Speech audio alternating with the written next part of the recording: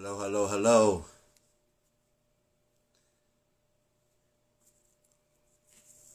Today I'm talking to actor Fook Cow. And he is actually starting a business.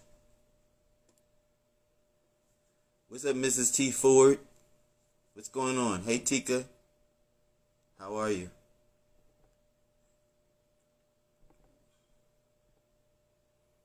Montreal.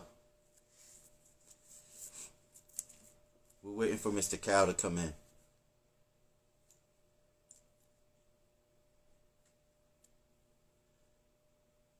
Good afternoon. Surge! Mr. Cow's in the building. Surge, how you living, man? Tika, that's what's up. Hold on for a second, y'all. I just sent you an invite, brother.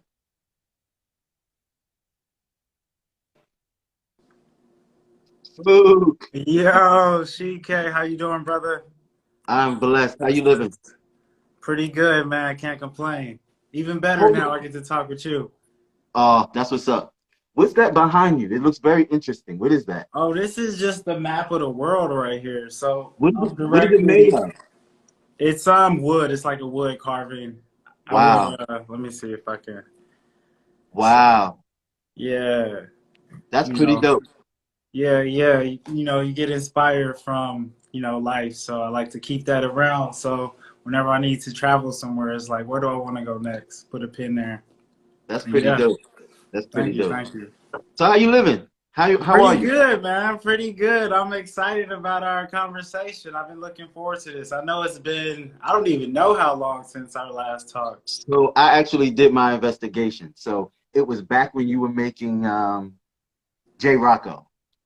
So like That was 2014, early. That was like, yeah, 2000, I don't even know, 14, 15 15. ish, something like Yeah. that. Yeah. That's Yeah. what's up. And so like I believe part of my mission here on earth is to shine a flashlight on people that are talented that otherwise probably wouldn't get the flashlight. Mhm. That's just what I believe I was put here for. Okay. So in me trying to find guests and stuff for my shows, I talk to famous people, I talk to non-famous people, talk to entrepreneurs, and I talk to people that are inspiring in some form, way, or fashion, at least by me. And I try to share that with other people. And so when I came across you back then, to me, you look like one of the people that was the next best thing, which is still on the rise. Like you're still going. Oh, And I I'm like still the fact going that you're 100%. still Don't going. don't Yeah. count me out, brother. You know No, what I'm no, no, saying? no, no, not at all. And the fact that you are maneuvering in this business where it causes for you to be a chameleon, even though you're an artist, I like to talk about people like you because that's inspirational. You're just a different breed. So yeah, that's why you're here. Thank you. I really appreciate that. Man, that's a lot right there. But 100%, especially being in this industry for so long, I've learned you have to be adaptable. Yeah, You got to be able to, there's a lot of no's in this industry. I'm sure, a lot of your guests know, or well, if they're in their industry or not. But you got to be able to stand tall and just stand in your square and be able to like persevere, keep going. And yeah, that's what I like to represent, especially where I'm from. I'm from Gary, Indiana. For y'all who don't know, it's like it's the trenches pretty much. And a lot of people like that. This type of opportunity that I have to, I'm able to take advantage of. Being an actor, commercial actor, model, whatever. Those opportunities aren't there. So for me, I like to be able to keep pushing through because I know it's like little boys, little girls back in my city or, places of similar, upbringing where it's like, dang, how did he do that? How did he get on the commercial? How did he, how is he, on HBO or whatever? And it's just like, yo, that keeps me going. And if it's like, even somebody I don't know, like in Germany, I got people reaching out to me in terms of the whole fitness aspect. Like, hey, how did you, make your transformation? I seen your photos, this XYZ. And that stuff inspires me too, to like even just branch out and, you know, share other aspects of myself. So Yeah. yeah, Yes. definitely. I want to start from the beginning. Let's go all the way back to Gary and you being a little boy in Gary. Like, what about acting or being on stage or performing got to you to make you want to do that? What happened? Man, honestly, I was actually super shy growing up, and I don't know why, but growing up, my mom would always tell me like, "Hey, you and Philip are gonna be on like Disney or Nickelodeon and XYZ or commercials and stuff like that." So she put it in my head when I was a kid, Mm. but I never really saw it as a real thing. I was just like, "Oh, mom, you just trying to show off in front of your friends and talk you like highly of us or whatever." So I don't know. I was kind of always into arts and stuff like that, whether it was drawing or designing and stuff like that, until Mm-hmm. eventually I got an opportunity to like move to Arizona. So that was Mm-hmm. like my first way out the hood. I had an aunt and uncle who was like a military had a military background in Arizona, and they Mm. offered me that opportunity to go stay with them for like a year or so. And I was like, you know what? It ain't nothing here but hood, death, and destruction where I'm from. So I was like kind of open to the opportunity. So I took it. And initially, it was a huge culture shock for me. It was like, first of all, Gary is a population of just straight black African American, you know, community. Then I went to this like pseudo suburban, 90% Hispanic, you know, 10% white and like 3% other. And, you know, 3% is like me and my cousins and stuff, essentially. Yeah. So that was a whole experience too. But then I had a friend who actually got, no, let me backtrack. I actually got scouted to model for like Hollister. That was like my first little uh, insight to this industry, I guess. So I would Okay. be the guy, you know, with the shorts on, shirt off, in front of the store, helping promote the brand, whatever. And then eventually, I had a friend who I brought along with me, and he got discovered over IG by this management. Hi, what's up, man? By this management agency. He had the opportunity to come to LA, and you know that was like my road dog. So I, you know, came along, and then one thing led to another. I just got signed to, and I started doing like campaigns pretty much ever since. Probably like I want to say like 2 years within of me being out here, I got into the whole acting scene and start taking classes and just trying to figure out the industry because like I didn't know, you know, growing up there was no industry like that, so I had to like for me like figure it out from scratch. So it was definitely a huge learning lesson. Mm-hmm. You caught me on that early tail end, you know, during the whole J Rocco uh, project. So, man, Yeah. ever since I've been just motivated to keep going. I had some pretty cool successes, you know, some failures as well. You know, I fell, I got back up, and I just want to keep, you know, going. I love this industry, so that's, I guess, Are what you? keeps me. I mean, are you comfortable enough to talk about the failures? Because that's what this is about. This is for people to learn from mistakes, learn Yeah, from for sure. triumph. Because every triumph isn't necessarily a win. You know what I mean?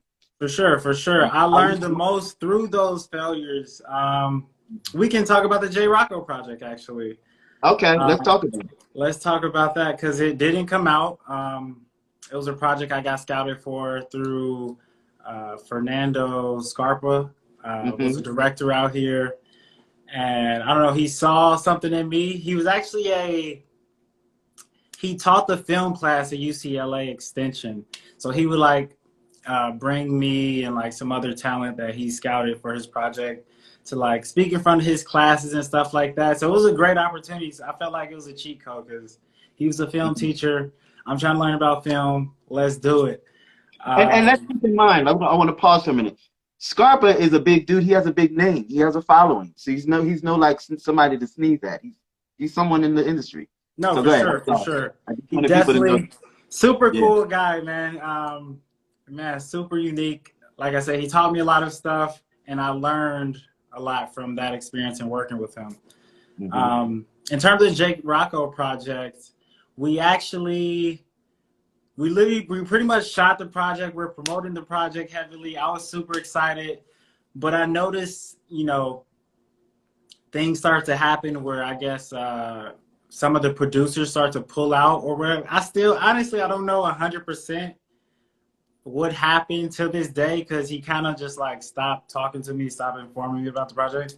Mm. But from what I hear from some of the other talent and people who were invested in the film, that yeah, he pretty much lost funding. Some people pulled out, and for whatever reason, it didn't release.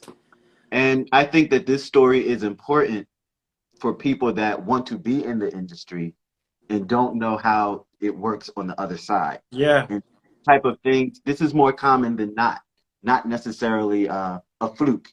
It happens exactly. often. You Yeah, could for sure. shoot a whole pilot movie for a series that's going to happen, and the series never happens.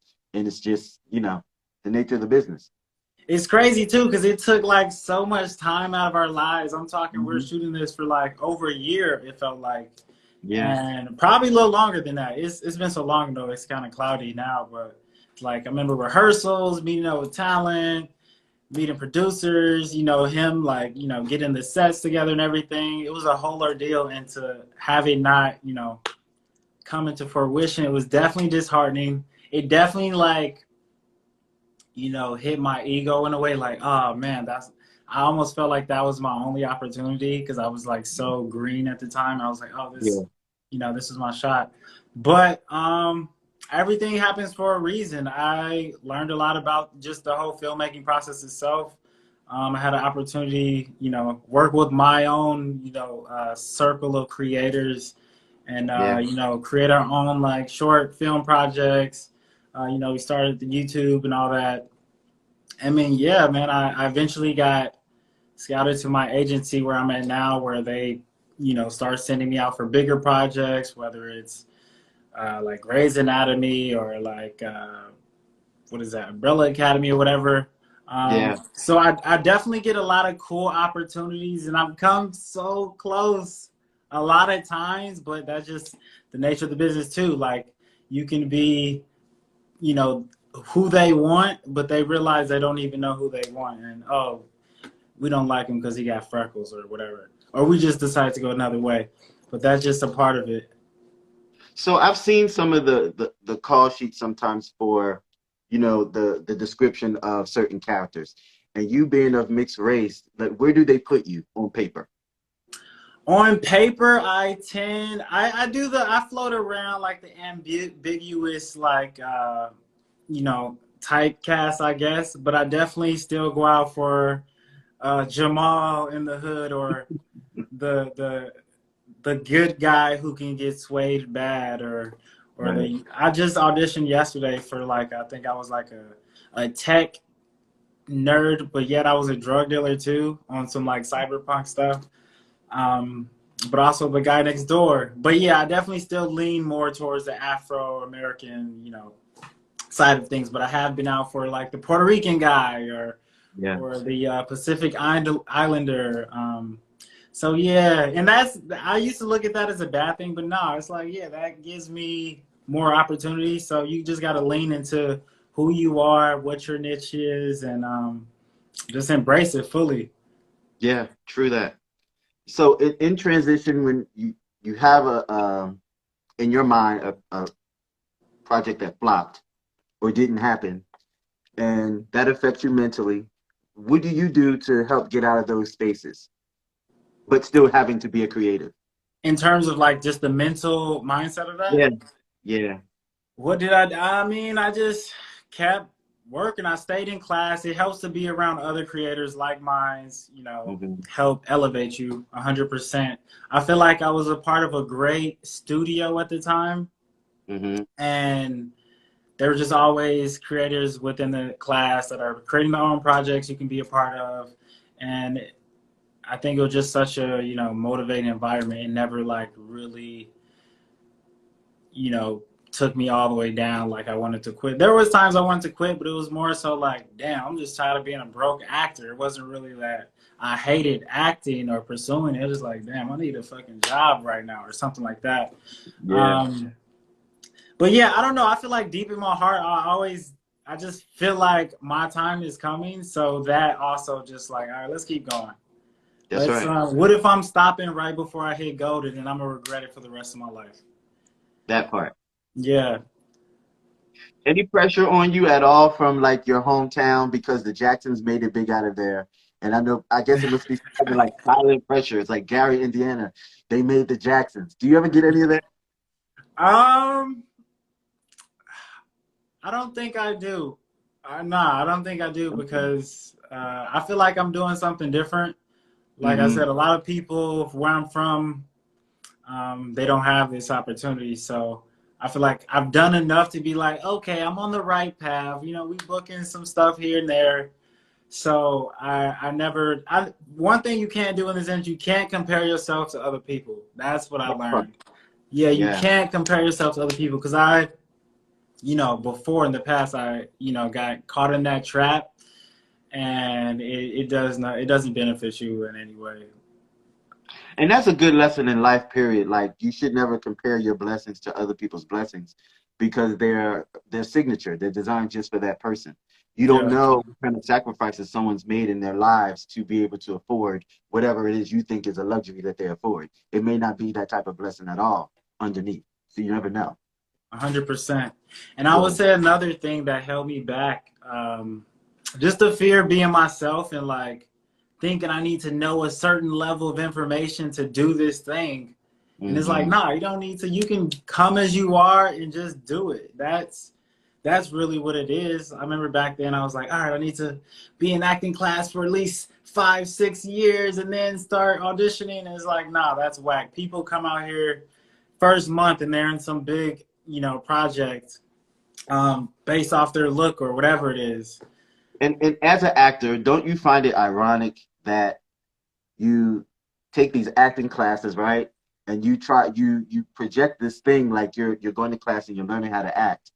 But in essence, when it comes time for the work, it's not really about acting at all. It's about Exactly. bringing forth the most natural part of you that can portray whatever that emotion is.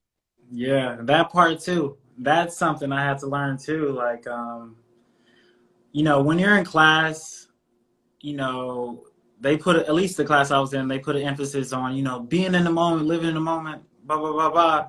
Don't act. You don't supposed to act at all, and that's Yep, yep. 100% true.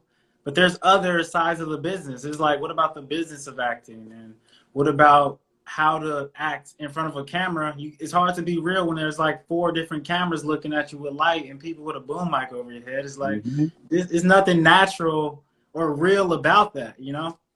But you still got to tap into your truth regardless, and even just rubbing elbows with the right people or making sure you get yourself out there, that's usually that's vastly important. That's probably most of it. Realistically, you can learn how to act after that. um, for real.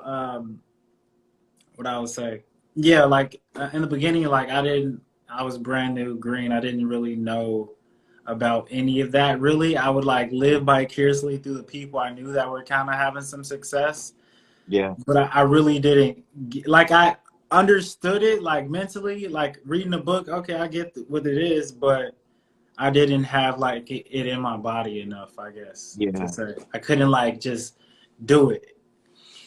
Yeah. But now we're on a different thing because I feel like I'm so confident in what I'm doing and just like who I am and being myself that I'm so ready. And it's even more about acting. And it's just like I want to, touch people in a positive way and like, be that light of like, oh man, if this guy from Gary, Indiana, he did this, oh, I can for Hmm. sure do this because I'm not, I'm not special. I'm not like I'm not a Buddha or anything like that.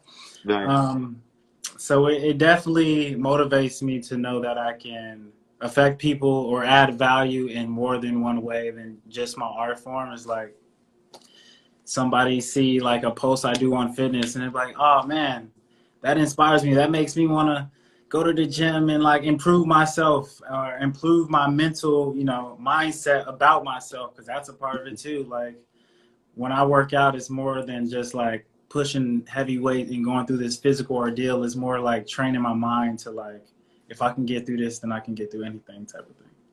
But you've always kind of been into fitness though, right?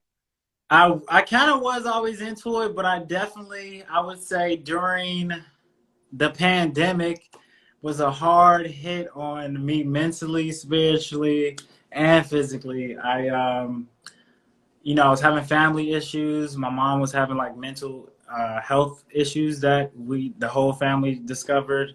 So that was hard. We were locked down. I remember during the whole riot situations in Beverly Hills, we were like had a 1:30, p.m. curfew.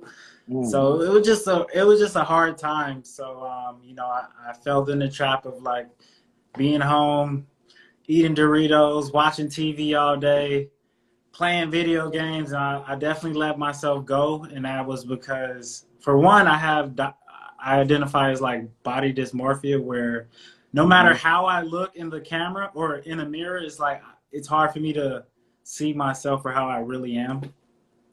So that was part of it. I had a whole gut on me, and I thought I was still the model I thought I was. So that was Mm. the issue.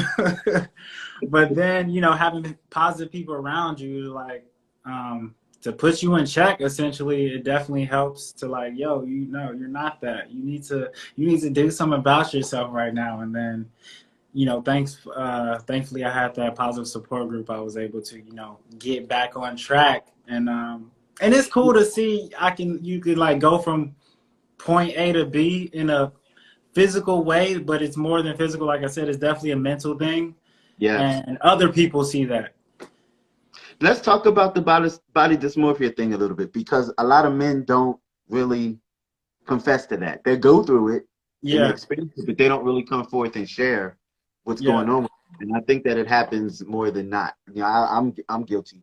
I'm No, definitely. for sure. It 100% happening with men, whether they want to admit it or not. Yeah. Even if you're like a gym head or whatever, and you're like super fit, a lot of those guys have it too. That's why they're Mhm. there, because they can't tell that they already look like a freaking Super Saiyan or like they're Jack 3D, and they just keep at it because they only, it's all in the mind. They're like not Yeah. happy with themselves in some way or shape or form. And some guys it manifests differently. Some are more severe than others, but men definitely go through it. Ladies, you're not alone with that. But I would say probably more so on the male side, it becomes um, severely and aggressively destructive in the Yeah, sense that you have these guys shooting injections in their arms to be the best body that they can yeah, be, killing themselves to yeah. look a certain way, but you're deteriorating on the inside. It's crazy. Exactly. Even one of my greatest fitness inspirations, Ronnie Coleman, multi-time Olympic bodybuilder. He's now like, bound to a wheelchair just through all the pressure he put his body through and the supplements he was taking, whether it was steroids or XYZ. But yeah, man, especially with athletes, I feel like athletes are more prone to just risk it all for the chance Yeah. to be great or win. And their optical is compared to an action, so it's very different for them. There's an Yeah, action that has to follow. Yeah. yeah, 100%. I probably could have fell in that trap if I wasn't like scared of needles and stuff like that. And I kind of think it takes away, like Ronnie Coleman, for example, it took away from his long life he could have lived, and Yeah. now he's severely handicapped at this point. So Yeah, that's a sad story. yeah. Yeah. So tell me about Foot Boy Fitness. Oh man, I'm glad you brought it up. Well, Food Boy Fitness is pretty much just me sharing that part of myself. Like I've always, loved fitness, being active, whether it's, playing sports, basketball, football, track, or whatever, lifting weights, bodybuilding. I'm a very like I don't know if y'all do the signs. I'm not big into the signs, but some stuff be kind of true. I'm an Aries, so I'm very like active and physical. And I always felt like when I was going through those bad mental states of my life that fitness always brought me out of it. Like I was always reminded, like, oh yeah, I'm still that nigga. What am I talking about? So I feel like everybody should be able to, share that feeling or have that feeling. Because, like I said, I'm no different than anybody else, and fitness is just a great way to like tap into um, your divinity, really, because I feel like we're all vessels of God at the end of the day, and you should treat your temple with grace and just treat it like the Ferrari it is. You don't want to be shoving donuts or just sitting on your ass all day, not really doing nothing. Probably got high blood pressure, cholesterol, low confidence, and etc. And thinking it's like nothing you can do about it when you totally can. It's like, nah, you gotta just, you're probably never gonna feel like it. You just gotta get over that point. Like, forget motivation. You just gotta motivate yourself, get up, or just accept you're never gonna be motivated. Get in the gym and just try to work on yourself, um, one day at a time. That's what I did, and people come to me all the time, whether it's in the DMs, like, "Hey, bro, what are you doing to like? How did you go from zero to hero? Or how do I get a six pack and stuff like that?"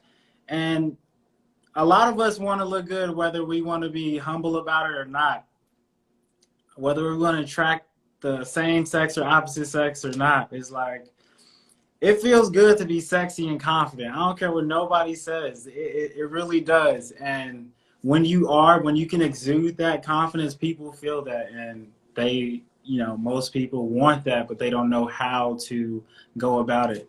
So I Yeah. really want to reach out to people who aren't like super fit already. Like, okay, you already got the handbook, pass it along. So I'm just trying to get people who it's probably a foreign concept to really just embrace their higher selves.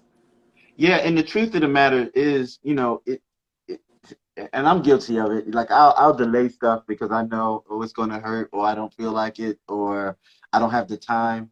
But once you get into that regimen of doing it, Yeah, before you know it, you'll realize that you're gonna want to do it.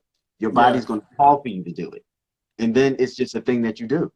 exactly. It's like just Hmm. building habits. Is what they say. It take like 30 to 40 days to build a habit.